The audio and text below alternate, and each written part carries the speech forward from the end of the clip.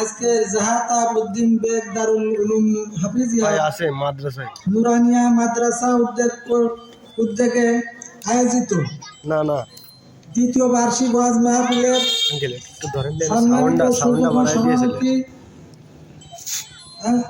মোহাম্মদ সৈয়দ আসগর আলী সাহেব এবং প্রধান অতিথি অ্যাডভোকেট আতর রহমান বাদশু এবং আমাদের বিশিষ্ট ইসলামিক চিন্তাবিদ প্রধান বক্তা অ্যাডভোকেট গাজী নামুল হক, সুপ্রিম কোর্ট, ঢাকা।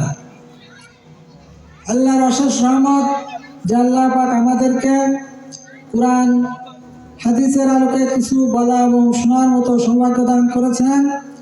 এই জন্য আমরা জোরে সোরে বলি আলহামদুলিল্লাহ। আলহামদুলিল্লাহ নাহমাদুহু ওয়া নাস্তাইনুহু ওয়া নাস্তাগফিরুহু ওয়া নাউযু বিল্লাহি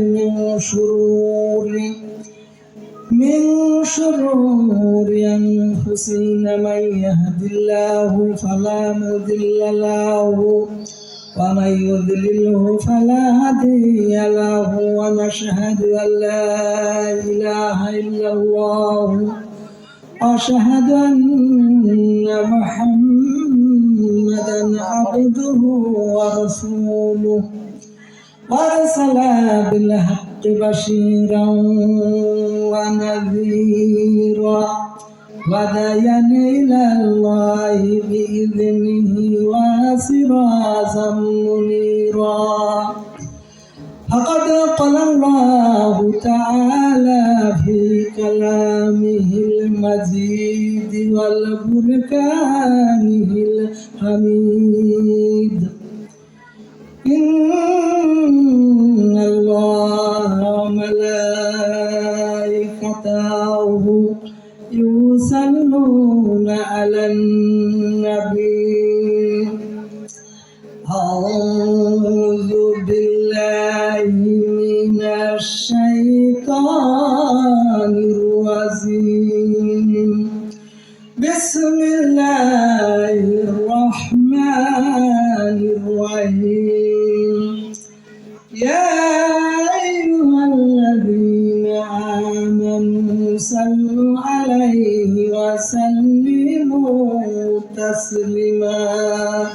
اللهم صل على سيدنا مولانا محمد وعلى آل سيدنا مولانا محمد. আরশের নিচে সিজদায় পড়ে কান্দেন নবী, যারে যার মাফ করে দাও দয়ার মাবুদ, উম্মত আমার গুনাহগার। আল্লাহুম্মা সাল্লি আলা সাইয়্যিদিনা মাওলানা মুহাম্মদ ওয়া আলা আলি সাইয়্যিদিনা মাওলানা মুহাম্মদ। আরব দেশের মক্কা নগরী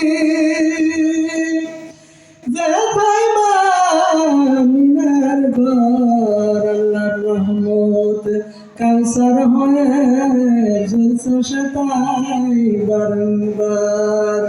আল্লাহুম্মা সাল্লি আলা সাইয়্যিদিনা মাওলানা মুহাম্মদ ওয়া আলা আলি সাইয়্যিদিনা মাওলানা মুহাম্মদ। বালাগাল উলা বিকামালিহি কাশাফাদ দুজা বিজামালিহি হাসানাত জামিউ ফিসালিহি সাল্লু আলাইহি ওয়া আলা আলিহি। আসসালাতু ওয়াসসালামু আলাইকা ইয়া রাসূলুল্লাহ। আসসালাতু ওয়াসসালামু আলাইকা ইয়া হাবিবাল্লাহ। আসসালাতু ওয়াসসালামু আলাইকা ইয়া শাফিউল মুসলিমিন। আসসালাতু ওয়াসসালামু আলাইকা ইয়া রাহমাতুল লিল আলামিন।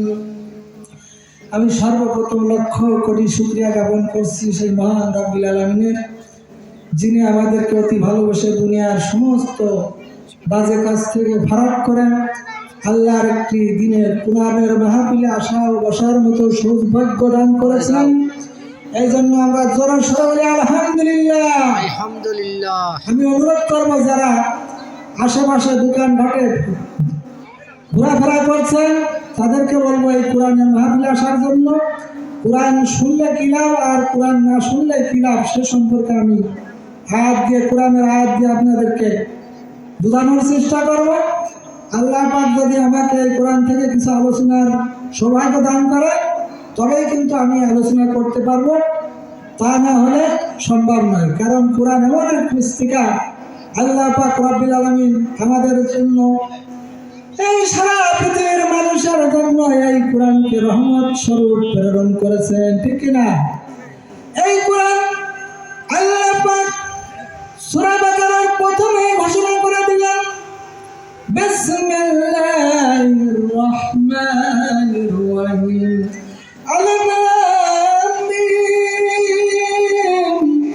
যালিকাল কিতাবু লা রাইবা ফীহি হুদাল লিল মুত্তাকিন। এমন একটি কিতাব যার ভিতর কোনো প্রকার সন্দেহ নাই, মুত্তাকিদের জন্য পথ প্রদর্শক। সুবহানাল্লাহ। তার মানে পথ পেতে হলে কোরআনে আসতে হবে, কোরআনের বিকল্প আর কোনো রাস্তা নেই। যদি মুত্তাকিদের পথ পেতে হয় তাহলে কোরআনে আসতে হবে, কোরআন পড়তে হবে, কোরআন বুঝে নিজের জীবন, পারিবারিক জীবন, সামাজিক জীবন, রাষ্ট্রীয় জীবন, সমস্ত জীবন চালাতে হবে। এই কারণে ভাইরা এই কোরআন কারা শুনবেন? আল্লাহ পাক রব্বুল আলামিন পবিত্র কোরআনে বলে দিলেন বিসমিল্লাহির রহমানির রহিম, ওয়া কালাল্লাযীনা কাফারু লাতাসমাউ লিহাদাল কুরআন লাআল্লাকুম তুগলিবুন। কাফেররা বলে তোমরা কোরআন শ্রবণ করিও না, কোরআন পাঠে অট্টগোল বাঁধো যাতে তোমরা জয়যুক্ত হতে পারো। নাউযুবিল্লাহ বলেন। কাফেররা তারা কোরআন শুনতে চাবে না, আর কোরআন শুনবে কারা? আল্লাহ ব্যাপারে কোরআনে বললেন বিসমিল্লাহির রহমানির রহিম, ইযা কুরিআল কুরআনু ফাসতামিউ লাহু ওয়ানসিতু লাআল্লাকুম তুরহামুন। যেখানে কোরআনের কথা আলোচনা হয় সেখানে তোমরা চুপ থাকো এবং মনোযোগের সহিত শ্রবণ করো যাতে তোমাদের প্রতি আল্লাহর করুণা ও রহমত বর্ষিত হয়। বলেন সুবহানাল্লাহ। এই কারণে আমার ভাইরা এই কোরআনের আলোচনা হচ্ছে, এখানে হাজার হাজার ফেরেশতারা বেষ্টন করে এই কোরআনের মাহফিলের লোকদের জন্য দোয়া করছে। তাই আমরা এই রহমত থেকে যাতে মারুন না হয় সেই কারণে আমি বলবো যারা দোকান ঘাটে বিভিন্ন পর্যায়ে সরকারি আশ্বাস পড়ে যারা বিভিন্ন জায়গায় ঘোরাফেরা করছেন তারা অতি তাড়াতাড়ি এই মাহফিলের প্যান্ডেলে চলে আসেন। আল্লাহ পাক রব্বুল আলামিন আমাদের সাথে যে ব্যবসা বলে দিলেন সেই ব্যবসা সম্পর্কে আমি কিছু আলোচনা করতে চাই। আল্লাহ পাক রব্বুল আলামিন সূরা তাওবার 111 নম্বর আয়াতে বলে দিলেন বিসমিল্লাহির রহমানির রহিম, ইন্নাল্লাহা আশতারা মিনাল মুমিনিনা আনফুসাহুম ওয়া আমওয়ালাহুম বিআন্নাহুমুল জান্নাহ يقاتلون في سبيل الله فيقتلون ويقتلون وعدا عليه حقا في التوراة والإنجيل والقرآن ومن أوفى بعهده من الله فاستبشر ببيعكم الذي بايعتم به وذلك هو الفوز العظيم. التائبون الآبون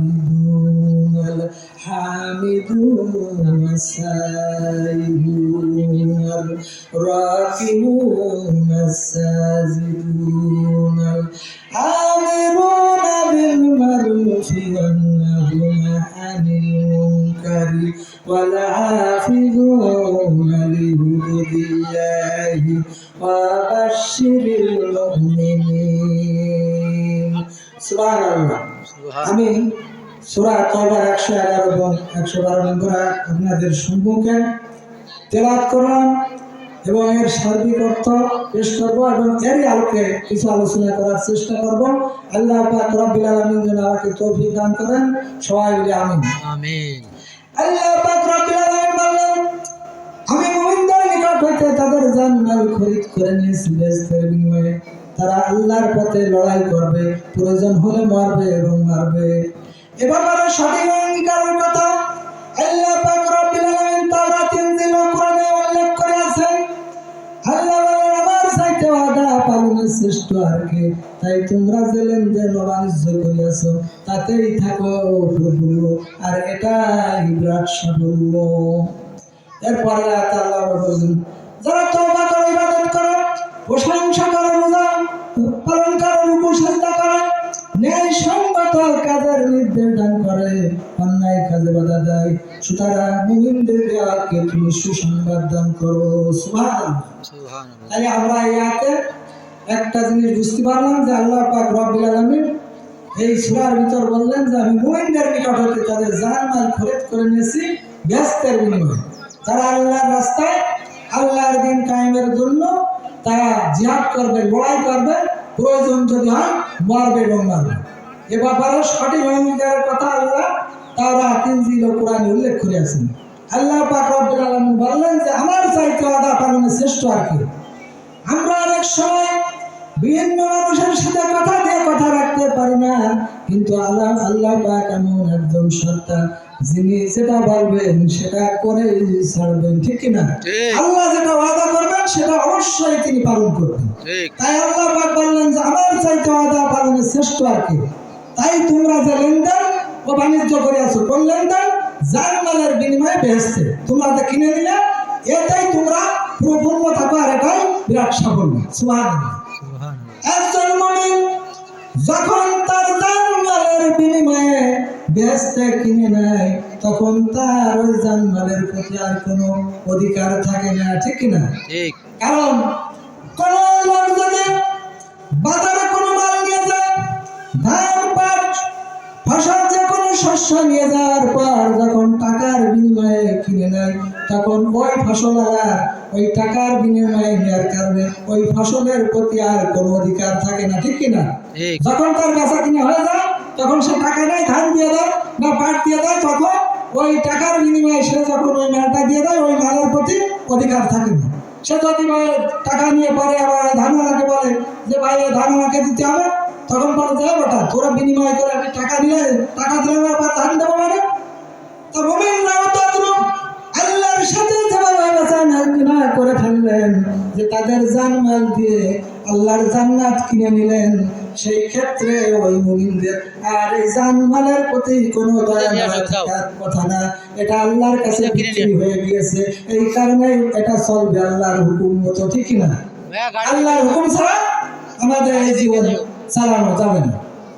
আল্লাহ পাক রব্বুল আলামিন এই জানমাল কি জন্য কিভাবে কিনলেন, এর একটা মাত্র কারণ আল্লাহ রাসূল সাল্লাল্লাহু আলাইহি ওয়াসাল্লাম মসজিদে নববীতে বসে যদি শুধু নামাজ পড়তেন, রোজা রাখতেন আর জিকির আজকার করতেন, তিনার কোনো শত্রু থাকতো না, ঠিক কি না? যদি শুধু নামাজ পড়তেন, রোজা রাখতেন আর জিকির আজকার করতেন, তিনার শত্রু থাকতো? তিনার কোনো শত্রু থাকতো না। যখন আল্লাহ পাক বললেন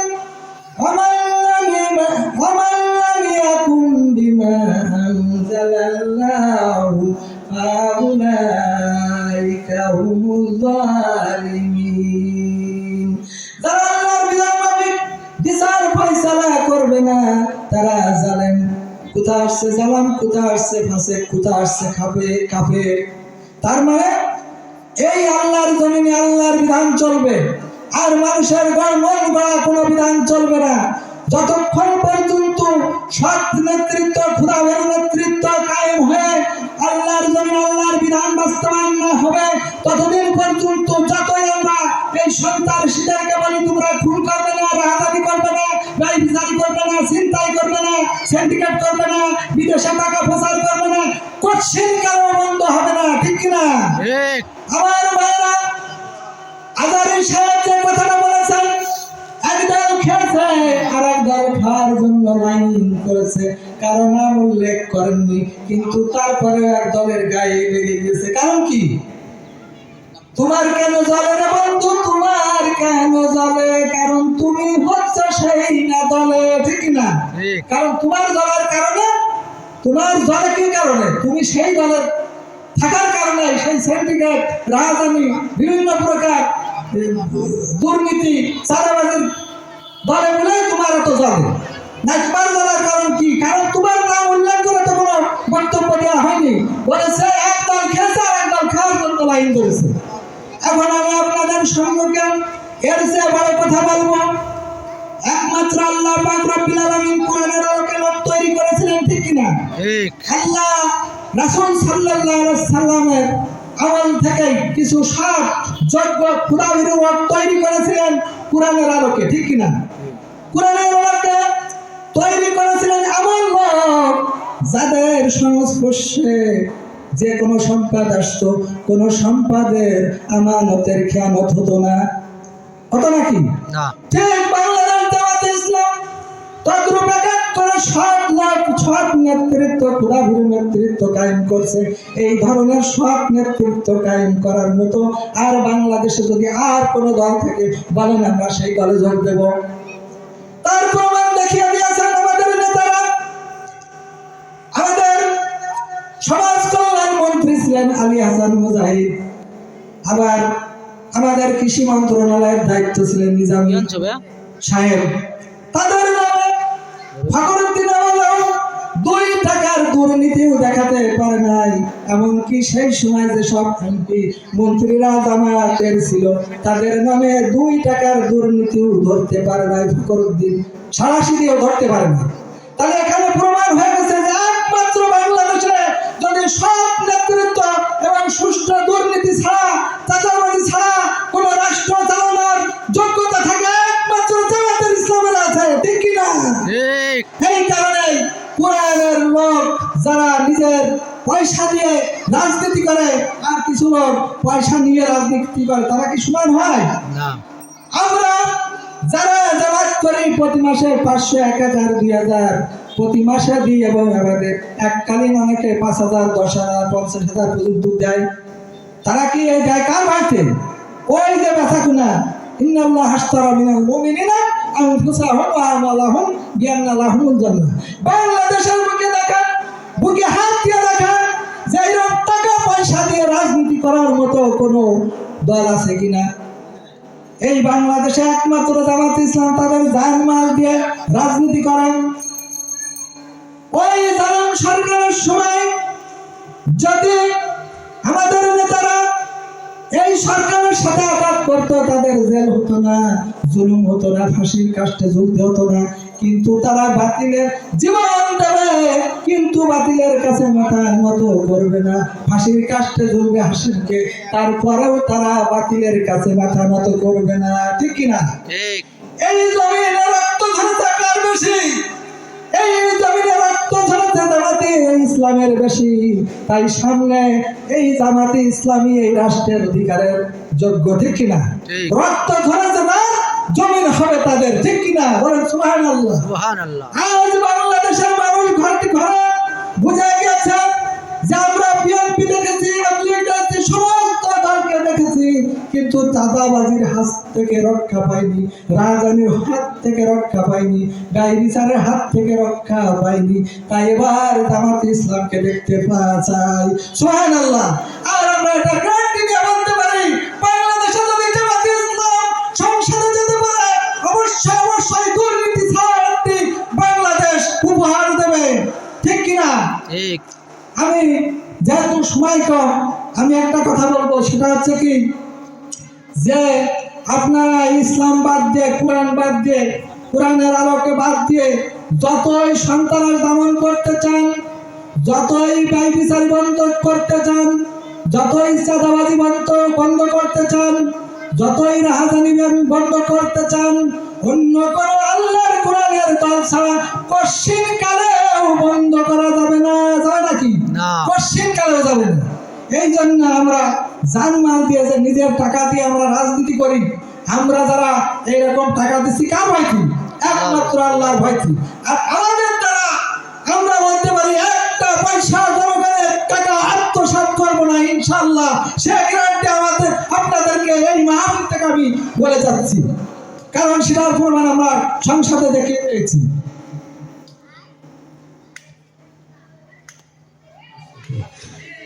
এখন আল্লাহ পাক রব্বুল আলামিন আমাদেরকে যে কোরআন দিয়েছে, এই কোরআনের কে নিয়ে আমি কিছু কথা বলবো, যে এই কোরআন কি জন্য নাজিল হয়েছে। এই কোরআন নাজিল হয়েছে রাসূলের উপর। এই কোরআন এসেছে শুধু বোঝার জন্য। এই কোরআন বুঝে নিজেকে চলতে হবে এবং পরিবার চালাতে হবে, সমাজ চালাতে হবে, রাষ্ট্র চালাতে হবে।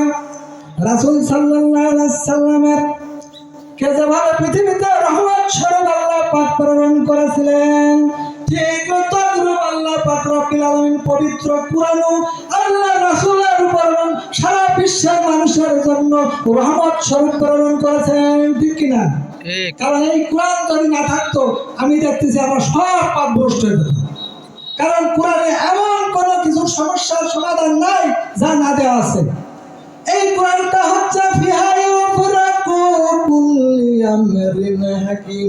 এই কোরআনে সমস্ত সমস্যার সমাধান দেওয়া আছে। এই কোরআনে সমস্ত সমস্যার সমাধান দেওয়া আছে। রাসূল সাল্লাল্লাহু আলাইহি সাল্লাম এই কোরআন দিয়ে রাষ্ট্র পরিচালনা করেছেন। রাসূল সাল্লাল্লাহু আলাইহি সাল্লাম এই কোরআন দিয়ে নিজের জীবন চালিয়েছেন। এই রাসূল সাল্লাল্লাহু আলাইহি সাল্লাম কোরআন দিয়ে তার পরিবার চালিয়েছেন। আমরা যদি এই কোরআন দিয়ে আমাদের জীবন চালাতে পারি, আমাদের পরিবার চালাতে পারি, আমাদের রাষ্ট্র চালাতে পারি, এবং আমাদের সেই সংবিধান যদি কোরআনের আলোকে হয়, অবশ্যই অবশ্যই বাংলাদেশে শান্তি খুঁজে পাবো। ঠিক কিনা? ঠিক। এখন সবচেয়ে বড় কথা হচ্ছে, বাংলাদেশে আমাদের যে সংখ্যালঘু বলি, এই সংখ্যালঘুরা যত ভালো আছে, আমি বলতে পারি গ্যারান্টি দিয়ে বিশ্বের কোন রাষ্ট্রে এত সংখ্যালঘুরা এত সুন্দর ভাইয়ের করে বসবাস কোন রাষ্ট্রের লোকে করে না। ভারত আমাদের সংখ্যালঘু নিয়ে কথা বলেন, কিন্তু সেখানে ভারত চালারা যেভাবে মসজিদ ভাঙছে, মাদ্রাসায় বিভিন্ন প্রকার বাধা দিচ্ছে, কিন্তু বাংলাদেশে দেখা যে কোথাও কোন মন্দির ভেঙে মসজিদ করা হয়েছে, কঠিন কালে এই বাংলাদেশে তা দেখাতে পারবে না। কারণ আমরা ওই হিংসুক জাতি না, আমরা সবাই বাংলাদেশে ভাই ভাই মিলে বসবাস করতে চাই। এই জন্য এই বাংলাদেশকে একটা সুন্দর একটা রাষ্ট্র, আমরা সুখে শান্তিতে আছি। এই কারণেই আমি বলতে চাই, এদেশের বিভিন্ন প্রকার ষড়যন্ত্র করে সংখ্যালঘু ইস্যু টেনে যেন আপনারা এই অপপ্রচার না চালিয়ে, মিথ্যা অপপ্রচার না চালিয়ে এই বাংলাদেশকে শান্তিতে থাকতে দেন, আপনারা শান্তিতে থাকবেন। আপনারা অনেক সময় যুদ্ধের হুমকি দেন, কিন্তু যুদ্ধ জেনে রাখেন, আমরা একা মরবো না, আপনাদেরও মরতে হবে। ঠিক কিনা? ঠিক। কারণ কি, আমরা বিরাট জাতি, মুসলমান জাতি, আমরা যুদ্ধকে ভয় করি না। আমরা ইসলামের জন্য, দেশের জন্য আমরা আমাদের জীবন দিতেও দ্বিধাবোধ করি না। ঠিক কিনা? আমরা বলতে চাই, ফিলিস্তিনের আগ্রাসনের কথা, ফিলিস্তিনের ভাবে ইসরায়েল আগ্রাসে মুসলমানদেরকে, নদীর বিহীন ইতিহাস, শিশু হত্যা থেকে নিয়ে হাসপাতালে পর্যন্ত তারা হত্যা করেছে। তারপরেও তারা দাবি করে আমরা যুদ্ধ অপরাধী না। এর যে কোন পাল্লায় বলছিল তারা যুদ্ধ অপরাধী না, আমি সেটা বলতে চাই। যুদ্ধ অপরাধীর যতটা নিয়ম আছে, প্রত্যেকটা নিয়মে তারা পড়ে যুদ্ধ অপরাধী, অথচ তারা ছাপাই গায়, আমেরিকা ছাপাই গায় যে আমরা যুদ্ধ অপরাধী। আর যারা ছাপাই গেছে আমেরিকা, আল্লাহ পাক রব্বুল আলামিন তার পক্ষ থেকে তাদেরকে অগ্নি দিয়ে শায়েস্তা করে দিচ্ছে, তারপরেও তারা বুঝতে পারছে না যে এই যে অগ্নি গজবটা আসছে কোথার থেকে আসছে। কারণ তোমরা অস্ত্র দিয়ে সাহায্য করেছো ইসরায়েলকে, তোমরা সম্পদ দিয়ে সাহায্য করেছো ইসরায়েলকে, কারণ তোমরাই হচ্ছে এই যুদ্ধের মেন হোতা। তোমরা যদি ওই ইসরায়েলকে অস্ত্র দিয়ে এবং বস্ত্র দিয়ে অন্যান্য কিছু দিয়ে সাহায্য না করতে, তাহলে ইসরায়েল 2 দিনও টিকতে পারত না ফিলিস্তিনের কাছে, ঠিক কিনা? এই জন্য আমি বলতে চাই সারা বিশ্বের মুসলমানদেরকে এক হতে হবে, কারণ আল্লাহ পাক রব্বুল আলামিন কোরআনে বলে দিলেন ওয়াতাসিমু বিহাবলিল্লাহি জামিউ ওয়ালা তাফাররাকু। হে ইমানদাররা, তোমরা পরস্পর বিভক্ত হও না, তোমরা আল্লাহর রজ্জুকে দৃঢ়ভাবে ধারণ করো। এই রজ্জুটা কি? রজ্জুটা হচ্ছে একমাত্র আল কোরআন। সবাই যদি এই কোরআনকে আঁকড়ে ধরে রাখতে পারতাম, তাহলে আমরা মুসলমান পথভ্রষ্ট হতাম না। কিন্তু বিভিন্ন দলে পথে বিভিন্ন মতে মুসলমানরা কি কারণে গেছে? কারণ তারা কোরআন ছেড়ে দিয়ে বিভিন্ন পথ অবলম্বন করেছে। আমি আজ এই মাহফিলে একটি কথাই বলতে চাই, কোরআন ছাড়া যারা অন্য মত অবলম্বন করে তাদের ইহকালেও শান্তি হবে না, পরকালেও শান্তি হবে না, ঠিক কিনা? এই কারণে আপনারা কোরআনে আসেন, এখনো সময় আছে। আমি দেখি, আমি না উল্লেখ করবো না, কিতাবে তারা তালিম দেয়, সেসব তালিমি লেখা কি লাইলি নগরীর কাহিনী লিখে দিয়েছে। আবার কিছু লেখেছে যে 40 বছর নামাজ পড়তেছে, কিছু ভুয়া হাদিস ঢুকাই দিয়ে মানুষকে একটা বিভ্রান্তের জালে ছড়িয়ে দিয়েছেন। আপনারা ভালো কাজ করেন, দাওয়াতি কাজ করেন, এটা ভালো কাজ, কিন্তু আমরা বলতে চাই আপনাদের ওই যেখানে আপনারা কথা বলবেন সেখানে কোরআন দিয়ে কথা হবে, অন্য কোনো পুস্তিকা অন্য পাঠ আপনাদের অবলম্বন করলে আপনাদের ক্ষতিগ্রস্ত হতে হবে। কারণ কোরআন ছাড়া যারাই চলবে তারাই নির্যাতিত হবে, তারাই অপমানিত হবে, তারাই বিভিন্ন প্রকার লাঞ্ছিত হবে। তার কারণ আপনাদের ভিতর দূরে পার্টি হয়ে গেছে। কিন্তু পশ্চিমকালে দেখবেন জামাতের ভিতর কোনো প্রকার বিভেদ সৃষ্টি হবে না, কারণ তাদের নেতৃত্ব আল্লাহ পাক রব্বুল আলামিন আল্লাহ রাসূলের আদর্শ অনুযায়ী হয়, ঠিক কিনা? তারা জামাতের যারা রোকন হয় এত সহজে রোকন হওয়া যায় না ভাই। কারণ কি, আমি 32 বছর এই জামাতের সাথে জড়িত থাকার পর 32 বছর এই কোরআন হাদিস পড়ার পর তারপর আমার শপথ হয়েছে, বলেন সুবহানাল্লাহ। এখন এই জামাতের নেতৃত্বে যারা রোকন হয়, মনে করেন যে 2000-5000 রোকন আছে, প্রত্যেক রকমই এই বাংলাদেশের এই জেলার যে আমির হওয়ার যোগ্য। এই সমস্ত রকম জায়গা ইচ্ছা তাকে ভোট দেন, সে তার নেতা নির্বাচন করবে, কোনো ভোট চাওয়া যাবে না, কোনো প্রতিদ্বন্দ্বী হওয়া যাবে না। আমরা চিন্তা করি যে যোগ্য তাকে ভোট দিতে হবে, যেন আমরা ভাদ্র এবং কোরআন হাদিস ভালো জানি এবং তার চরিত্র সব কিছু আমরা চিন্তা ভাবনা করে আমাদের নেতা নির্বাচন করি। এমন সুন্দর পদ্ধতি বাংলাদেশে আর কোথাও নাই। এই কারণেই আগামী দিনে যদি রাষ্ট্র চালাতে হয়, যদি আপনারা বলেন দুর্নীতি, চাঁদাবাজি, টেন্ডারবাজি এগুলো যদি বন্ধ করতে হয়, তাহলে একমাত্র দরকার এই বাংলাদেশে ইসলামিক রাষ্ট্র কায়েম। তার ছাড়া পশ্চিমকালেও এই বাংলাদেশে ইসলামিক রাষ্ট্র ছাড়া শান্তি আসবে না, আসবে না, আসবে না, আমি গ্যারান্টি করে দিতে পারি। যেই আসুক সেই টেন্ডারবাজি করবে, সেই চাঁদাবাজি করবে, সেই রাজধানী করবে, সেই ব্যভিচার করবে, সেই ধর্ষণের সাথে জড়িত হবে এবং বিদেশে টাকা পাচার করবে। এটা তাদের নৈতিক দিকটা তারা প্রতিষ্ঠিত না। কিন্তু আমাদের নৈতিকতা দিয়ে রাসূল সাল্লাল্লাহু আলাইহি সাল্লাম যেভাবে লোক তৈরি করেছেন, আমাদের সেইভাবে লোক তৈরি করতে হবে, ঠিক কিনা? ঠিক। আমি এখন বলতে চাই এই কোরআন আল্লাহ পাক রব্বুল আলামিন এই কোরআন সম্পর্কে, এই পুস্তিকা কেমন পুস্তিকা এ সম্পর্কে আল্লাহ পাক রব্বুল আলামিন বললেন, ইন্নাহু লাকাউলু রাসূলিন কারীম। ইয়া রাসূল মারফতে আল্লাহর প্রেরিত বাণী। সুবহানাল্লাহ। সুবহানাল্লাহ। ওমা হুয়া বিকাউলি শাইর, ইহা নয় কোন কবির উক্তি, ওয়ালা বিকাউলি কাহিন, ইহা নয় কোন কাহিনী, কাহিনের কাহিনী, তানজিলুম মির রাব্বিল আলামিন, ইহা স্বয়ং রব্বিল আলামিন হইতে অবতীর্ণ। বলেন সুবহানাল্লাহ। সুবহানাল্লাহ। ولو تقول علينا بدل أقابيل, আমার রাসূল যদি এই কোরআনে বানোয়াটি একটি কথাও চালিয়ে দিত, লা আখাযনা মিনহু বিল ইয়ামিন, আমি তাকে কঠোর হস্তে দমন করতাম। শুধু তাই নয়, সুম্মা লাকাতানা মিনহুল ওয়াতিন, আমি কাটিয়ে দিতাম তার কণ্ঠশিরা। আমার ভাইরা, আল্লাহ রাসূলের প্রতি যদি এত বড় কঠিন কথা বলা হয়ে থাকে, যে আমার রাসূল যদি একটি কথা এই কোরআনে বানিয়ে চালিয়ে দিত, আমি তাকে কঠোর হস্তে দমন করতাম। শুধু তাই নয়, আমি কাটিয়ে দিতাম কণ্ঠশিরা, তার কণ্ঠশিরা। তাই আমি বলবো, যারা আলোচনা করেন কোরআন হাদিসের বাইরে করেন, তাদের খবর আছে।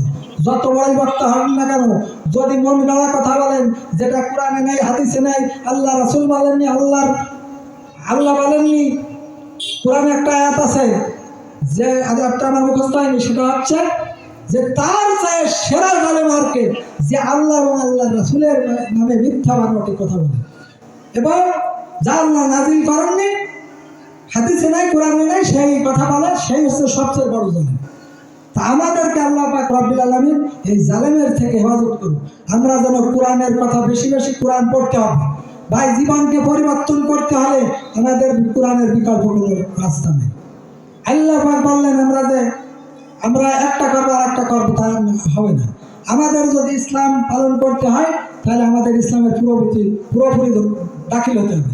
আল্লাহ পাক রব্বুল আলামিন বললেন, ইয়া আইয়ুহাল্লাযীনা আমানু দুখুলু ফিস-সিলমি কাফা ওয়া লা তাত্তাবিউ খুতুওয়াতিশ শাইতান ইন্নাহু লাকুম আদুউম মুবিন।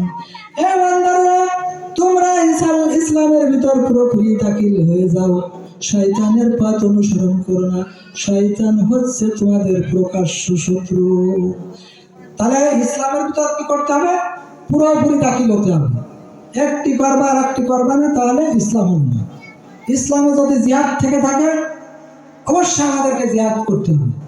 জিহাদ মানে আমরা অনেকে চিন্তা করি, জিহাদ মানে অস্ত্র শস্ত্র নিয়ে, লাঠি ঠ্যাঙ্গা নিয়ে নামিয়ে পড়া, তা না।